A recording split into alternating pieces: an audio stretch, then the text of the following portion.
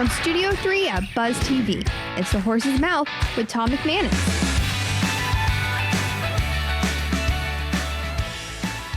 All right, welcome into the Horse's Mouth here at the bar. Of course, Tommy Max, where everyone tells their story. Brought to you by our friends at Heritage Capital Group and Client Focus Media. It's time for ball. That's right, we're talking football, talking Jags with Coach Dave Campo and the OG voice of the Jags, Brian Sexton. Coach, how are you? Welcome back. I'm good, Tommy. Brian, always a Good to see you. pleasure. Yeah. All right, what kind of grade do we give the Jags organization for free agency to date? What would you say? Solid B+. Yeah. I mean, listen, they had to address the offensive and defensive lines. Yep. Mitch Morse was a B, right? Here's a guy who Doug knows from their days in Kansas City together, who was very productive in Kansas City. And the Bills are not primarily a running team, or they weren't for most of Morse's career. Right. But last year they ran the ball Yes, pretty they did. effectively. They did. And when you watch the tape, you see this guy who's out there moving people. Yes. Now, the other B+, it goes from a B to a B+ with Eric Armstead. Yeah, Right? no doubt. There's no way that you would have told me they would have been able to squeeze a guy Good. 6'7", Yeah, massive. shoulders to here, long arms. This is a very productive player. Yeah. Find a way to get him under the cap, but they did. And there's did. a recruiting side to that. Yeah. And the general manager, who gets a lot of hate, Yeah. and a lot of it's unnecessary. I agree. Has done a hell of a job in free agency, which is not easy, you know. Coach, we talked on this show many times. Upgrade the interior of the O-line, upgrade the interior of the D-line. They did that with Morse and Armstead, like Brian's saying. Protect the quarterback and affect the quarterback. Yeah, amen. That's That's right. the key to winning in this league. There's Yeah. no question about it. And to me, I'm with Brian 100%. The plus, whatever it was, if it was a B, Yep. it was a B plus Yep. once they added Armstead. Agreed. I'm tinkering on the A- side. Just hear me out, because Darby's a heck of a player. He can play He is, corner if for he's you, healthy. and he's a guy that can get in your face and play that dictate. press style. Absolutely. Savage. Now, I didn't know nothing about Savage till the playoffs last year, and he made play after play with Physical. Green Bay. Very physical guy. You take Gabe Davis. I mean, look, we didn't have Ridley. You know, it's funny. I put out on Twitter, I'm like, can Gabe be our X? Can he be our number one? I mean, he didn't get thrown the ball a lot. 48 48 receptions was most in 4 years at Buffalo, but 16.7 yards per 27 catch. 27 touchdowns. When's the last time we had a wide receiver that's done that for us? So my question is, can Gabe Davis, if you don't get anybody in the draft, which I think they will, they didn't get Ridley, can Gabe Davis be your X, your number one wide receiver? Well, I think he could be the most productive of the group from the standpoint of when you talk about that kind of an average per catch, and he doesn't drop the ball. Right. So as far as a go-to guy, he could be the guy from that standpoint. Big and fast. Listen, Listen, get down the field. Everyone wants to make the comparison now between Davis and Ridley, but I would tell you to go back a year. Leave Ridley. Ridley's an explosive route runner. That's not what Gabe Davis is. But if you want to make a comparison, go back to 2022 with Marvin Jones. Yeah, because they were Better speed, though.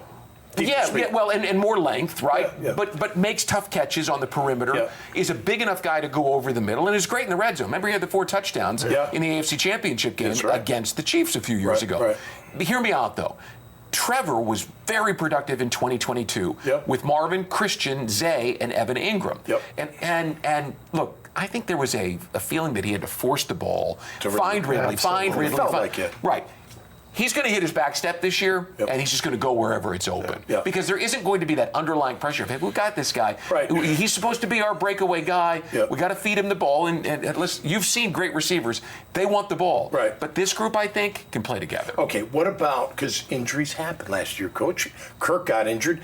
Zay got injured. Everything I'm saying about Gabe comes with a healthy Zay Jones. I mean, he's got to be healthy in order for, if you don't grab anybody else, because he does have some speed, and you can keep those guys on the outside down the field, and then you let Captain Kirk work his magic if he's healthy. But without good health, what are we talking about here? You know what I'm that's the issue. Whenever you bring in a JC guy, you know, there's a concern of JC. I'm going back to the College days. We knew free it. agent. Too, yeah, we a knew free it. agent. When you bring a free agent in, there is that question because you're bringing in an older guy, and you know, obviously, you know, as a player, the older you get, the better chance you got of getting hurt. Right.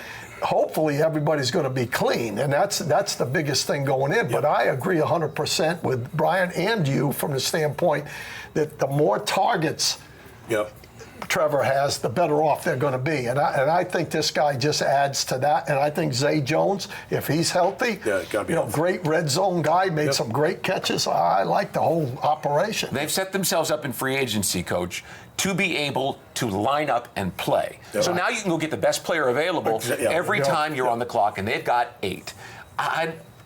I know everybody wants a receiver in the first round, but the big 3 are going to be gone. So I don't want to see him reach for a receiver because we're receiver maniacs these days. There's lots of receivers. Just like the pro game has become a passing game, so too is college. And you can find receivers. Big guys. They still need big guys. I want to go back to Morse and Armstead. Both of those guys are over 30, which is the wrong side for long-term development. Go find me some big guys. I agree. And then the receivers will come. I think that this is a contract year for Cam Robinson. Whether or not he's going to be here or not, you don't know. Well, it's a contract year for the kid from Walker Little. Listen, they're both in the last year of their contracts. So you only have one tackle under contract in 2025. Okay, let me ask you this, because I feel bad saying this, because especially Cam, he's been a great Jaguar. I'm kind of with him and Walker. I feel like it's time to move on. Like move Anton left. Draft a kid, right tackle, and let's just move on and thank them for all their hard work. Now, if you work out the money with Cam and he's healthy, I do like Cam and left tackle. The physicalness and kind of the attitude. I don't know. Don't be surprised. It's a great draft for offensive tackles. There are 9 that will have first-round grades. If they don't draft somebody at 17 and then release Cam, right, that would save them $17 million in cap room. Right off the bat. Give them some flexibility. Because remember, Josh Allen, Trevor Lawrence, Tyson Campbell, these are guys. You got to pay these guys. Are you going to pay Tyson? You going to extend Tyson? Well, we're going to see how he plays in Ryan Nielsen's scheme first, right? So he hasn't necessarily excelled at press, but they think he's got the skill set to do it. So we'll see if they can bring it out of him. If Chris Richard can bring it out of him. But you can move on from Cam, and he'll have a job. Oh, no doubt. There's no Somebody he'll find a job. And you could use that cap space. So if they take a tackle, don't be surprised. The team at Heritage Capital Group is special because it's a collection of people across the spectrum. We have people who have been in the shoes of owners that are looking to buy and sell, and professionals that have executed transactions helping buy and sell companies they've for never named decades. them a guy. I think when you talk to us, see what our experience is, see what our skills are, see the reach that we have, we'll be very happy with the recommendation. And all that. The one thing about him is when he played left tackle for us, he did fine. In 2022 at the end of the year. But as far as running the football and being that physical type guy, he doesn't have that kind of an attitude. He doesn't have that grinder attitude. I don't think Doug cares about that on his offensive line. I think it's all passing. Just protect my QB. And if we can run the ball after that, get be able guys to pull. On athletic pull. I don't think he's an earth-moving type of guy. But in Doug's defense, no, he's not, and he struggled to stay healthy. But Doug had Jason Kelsey, right? Very athletic, but a guy, physical. Right? And Lane Johnson is one of the best right tackles in football. Look, you'll take a guy who's really athletic, but if you could have athletic and nasty, give him to me. Is Ezra Cleveland nasty? Yes. He's a nice guy off the field. Oh, I think he's nasty. Yeah, I know him pretty well because one of my guys that coached him at Minnesota. He's very athletic. And he's very physical. But the only problem he has is his height. Yeah, he's tall. Sometimes he doesn't leverage some of the really big guys. And that's going to be interesting. He got hurt pretty quickly here, wasn't he? He came in with an injury, too. I'm not saying he's not nasty. I just haven't seen it. So hopefully he is. Scherf can be nasty. I think last year was a knockoff year for him. Here's where they are right now. They're looking at Scherf, who didn't play very well last year. And to be fair to him, he had a lingering ankle injury from opening day, okay? But if that's your soft spot, the spot that you're worried about, he's a 5-time Pro Bowler. You're okay. Your offensive line right now is in pretty good shape. Yes. I got to see it to believe it. I'm sorry. It's like I'm with you. We're in the same boat. Cries wolf. I'm not. But they didn't. Listen, they didn't stand pat. They didn't stand pat. Well, they got Morse. Well, but that doesn't automatically make everybody. I know this whole notion that the center makes the guards better. I don't believe that for a minute. No, but the 3 guys working together make one another better. And you had a rotating door. You had 4 starting left guards last year. 4. And Luke Fortner, as smart as he is, just doesn't have the physical side. He always needed help. Now, if you got a guy who can handle his own, that will give you some things schematically for Phil Rauscher to be able to work with. And Rauscher is a good coach. I hope so. I think he's a good coach. But look, the reality is 2 years ago they were a very good offensive line. Last year they were not a good offensive line. We have spent 4 minutes of this segment talking about the offensive line. Does that not indicate to everybody who's watching and listening? Pick one. Pick one. That is a higher priority than wide receiver. Yeah, I totally agree. And my second priority, you'll agree with old defensive back coach. Corner. You know, I mean, if you're just looking at need, that might be as needy as anything. I agree. But third would be defensive line. I'm 100% on the physicalness up front. I think you got to protect the quarterback. This is the window. You got to be able to run the ball a little bit to make him effective. This is the window. Go get it. All right, guys, great job as usual. Appreciate you.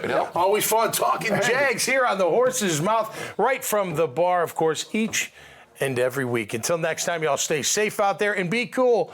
And LFG Jags, exclamation point. And we'll see you next time right here on the Horse's Mouth. Cheers. Cheers. Cheers. You break my butt.